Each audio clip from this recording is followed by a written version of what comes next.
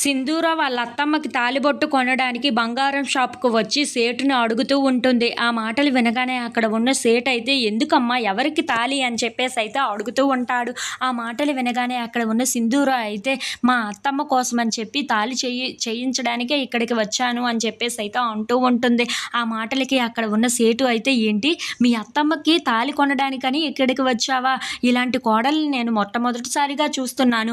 అత్తలు కోడలికి ఇస్తారు కానీ కోడలు మొదటిసారిగా అత్తకి ఇస్తుందే" అని చెప్పేసయితే అంటూ అక్కడ ఉన్న తాళినన్నింటినీ చూపిస్తూ ఉంటాడు.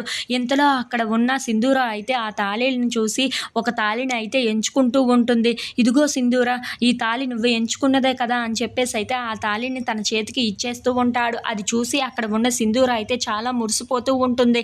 ఇంతలో అక్కడ ఉన్న సేటుని "ఎంత అయ్యింది?" అని చెప్పేసయితే అడుగుతూ ఉంటుంది. ఆ మాటలు వినగానే అక్కడ ఉన్న సేటు అయితే 2,00,000 అయ్యింది అని చెప్పి అంటూ ఉంటాడు.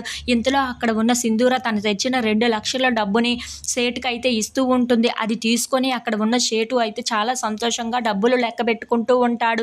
ఇంతలో అక్కడ ఉన్న సింధూర మాత్రం వాళ్ళ అత్తమ్మకు కొన్న తాళిని చూసుకుంటూ చాలా మురిసిపోతూ ఉంటుంది.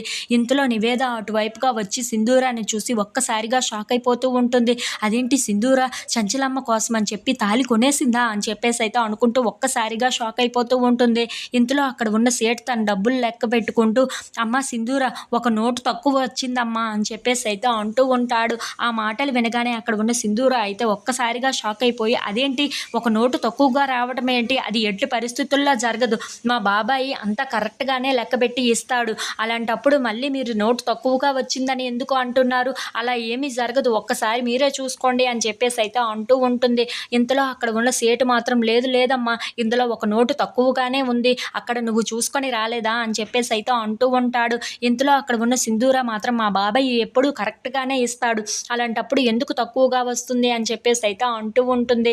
ఇంతలో అక్కడ ఉన్న నివేద మాత్రం "ఈ పాయింట్ ఏదో మనకి అవసరం పడేటట్లుగానే ఉందే" అని చెప్పేసయితే అనుకుంటూ సింధూర వైపు చూస్తూ ఉంటుంది. ఇంతలో అక్కడ ఉన్న సింధూర మాత్రం "ఒక్కసారి మీరు లెక్కపెట్టి చూడండి" అని చెప్పేసయితే సేటుకి అంటూ ఉంటుంది. ఇంతలో అక్కడ ఉన్న సేటు అయితే "అవునవును, కరెక్ట్‌గానే సరిపోయాయి" అని చెప్పేసయితే అంటూ డబ్బులు